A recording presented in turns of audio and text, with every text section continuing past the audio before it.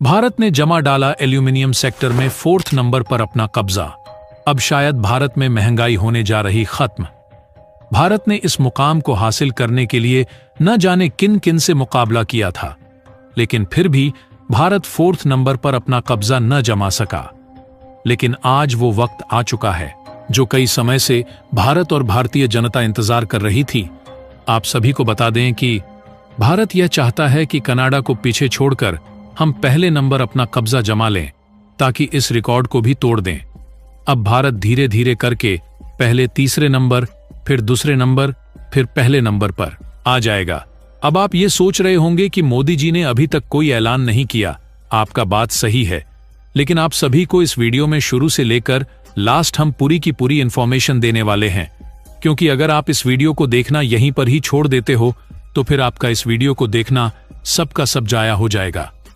So please request है कि इस वीडियो को शुरू से लेकर लास्ट तक पूरा देखना, और भारत सरकार के लिए इस वीडियो को एक लाइक करके चैनल को सब्सक्राइब करें और बेल आइकन को जरूर से ऑन रखें। तो चलिए शुरू करते हैं। दरअसल दोस्तों, मैं गारंटी देता हूं कि यह खबर देखकर आपकी छाती गर्व से चौड़ी हो जाएगी और हमारे इस प्यारे राष्ट्र भारत पर आज आपको बहुत ज्यादा गर्व होने वाला है, क्योंकि भारत ने आज जो किया है वो हर किसी के बस की बात नहीं है। अमेरिका या फिर यूरोपियन देश भी यह नहीं कर पाए जो आज भारत ने कर दिखाया है।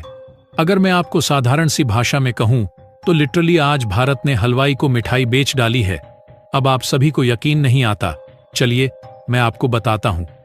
दरअसल आप जानते ही हैं कि दुनिया में एल्यूमिनियम का जो मार्केट है वह तेजी से बढ़ रहा है। अलग अलग चीजों में इसका बहुत ही बड़े लेवल पर इस्तेमाल होता है, क्योंकि तो हल्का मटेरियल है, ठीक ठाक मजबूत भी है। ऐसे में इसका यूज बहुत ही मास लेवल पर अब होने लगा है और कहा जाता है कि फ्यूचर में भी इसका बहुत ज्यादा यूज होगा। इसी वजह से जो इसका मार्केट है वह हर साल 6 से लेकर 60 पर की रफ्तार से बढ़ रहा है। आप मेरा यकीन नहीं मानेंगे कि मोदी जी ने जितना फोकस इस एल्यूमिनियम सेक्टर है उतना कभी किसी और चीज में नहीं किया, और इसीलिए कहा जा रहा है कि इस समय 2023 में यह मार्केट 300 बिलियन के आसपास है और आने वाले 2025 के अंत तक यानी करीबन 1.5 सालों में यह बड़ी आराम से 400 बिलियन के करीब पहुंच जाएगा। और इसीलिए इस मार्केट में खूब पैसा है। और दोस्तों, चीन को भारत ऐसा पछाड़ेगा कि कई दिनों तक वो याद रखेगा। इसीलिए दुनिया के जो बड़े बड़े देश हैं इस मार्केट पर कब्जा करना चाहते हैं। अब कब्जा क्यों?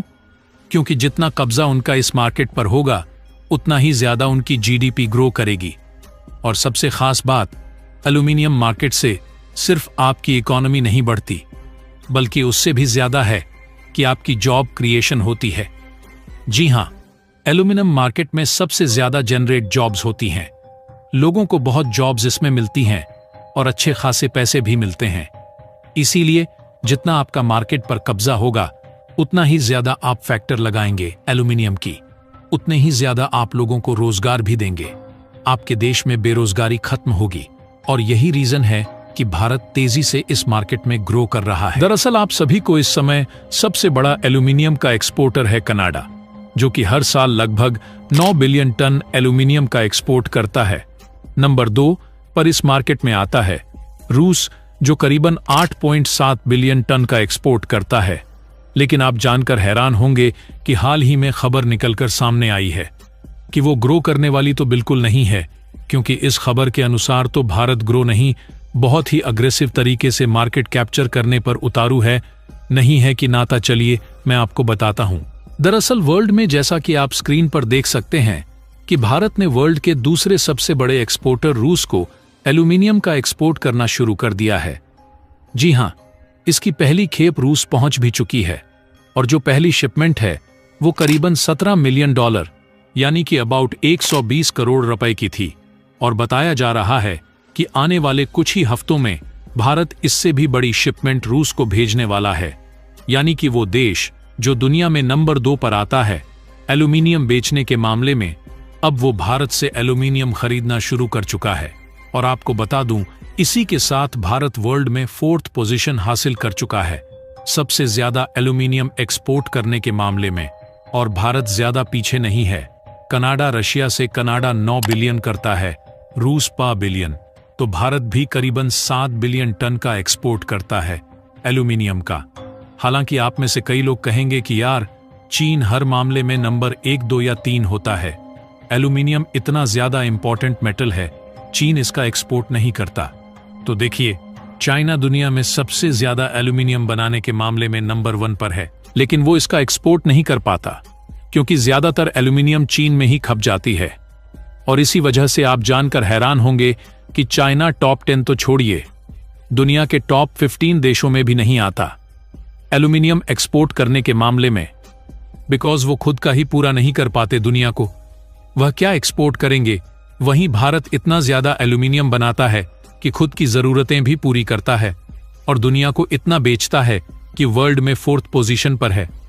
और इस समय आप जानकर हैरान होंगे कि दुनिया में जितना भी एल्यूमिनियम बेचा जाता है उसमें करीबन 8 पर भारत का हिस्सेदारी है, यानी कि दुनिया का 8 पर एल्यूमिनियम भारत से एक्सपोर्ट होता है। और ये हम सबके लिए बहुत ही ज्यादा गर्व की बात है। वहीं उससे भी गर्व की बात है कि भारत उन देशों को भी अब एक्सपोर्ट कर रहा है जो दुनिया को बेचते हैं, यानी कि हम हलवाई को मिठाई बेच रहे हैं। वैसे आप सभी इस खबर पर क्या कहना चाहते हो? आप हमें कमेंट करके जरूर बताइएगा। तो बहरहाल बढ़ते हैं हमारी दूसरी खबर की ओर। दरअसल दोस्तों, कनाडा जो लगातार भारत के ऊपर आरोप लगा रहा था, अब उसके ऊपर भारत एक बड़े एक्शन की तैयारी में लग चुका है। जी हां, एक समय था जब भारत और कनाडा के बीच रिश्ते काफी मजबूत हुआ करते थे। भारतीय लोग काम करने के लिए और पढ़ाई करने के साथ ही वहां पर बसने के लिए भी कनाडा को ही प्रेफर करते थे। लेकिन अब समय बदल चुका है। हाल ही में कुछ घटनाओं के बाद से भारत और कनाडा के रिश्तों में खटास देखने को मिली है। बता दें कि कनाडा लगातार खालिस्तान सपोर्टर्स के ग्रुप्स को असाइलम देता है और यह सपोर्टर भारत में लगातार एक्टिविटीज कर रहे हैं। खास तौर पर पंजाब में हुई आतंकवादी एक्टिविटीज इसमें इन्वॉल्व्ड है। ऐसे में अब भारत में कनाडा के खिलाफ एक्शन लेने की तैयारी के लिए भारत कनाडा को जल्द ही फाइनेंशियल एक्शन टास्क फोर्स यानी कि FATF के सामने खड़ा कर सकता है। आपको बता दें, खालिस्तानी सपोर्टर ग्रुप लगातार पंजाब को एक अलग देश बनाने की मांग करते हैं। वहीं कहते हैं कि सिख स्टेट को एक अलग देश होना चाहिए। और पिछले कुछ सालों से इन ग्रुप्स के द्वारा भारत में कई टेररिस्ट एक्टिविटीज भी की जा रही है। साल 1985 में एयर इंडिया के 185 फ्लाइट में एक बम एक्सप्लोजन किया गया था जिसमें 319 लोग मारे गए थे। जांच के बाद ही पाया गया था कि ये सब खालिस्तान सपोर्टर्स ने ही किया है। इसके साथ ही पिछले कुछ सालों में भी लगातार पंजाब में मर्डर्स की जा रही है, जिसमें RSS और हिंदू लीडर्स की रेप शामिल है और यह सभी खालिस्तान सपोर्टर्स के द्वारा की जा रही है।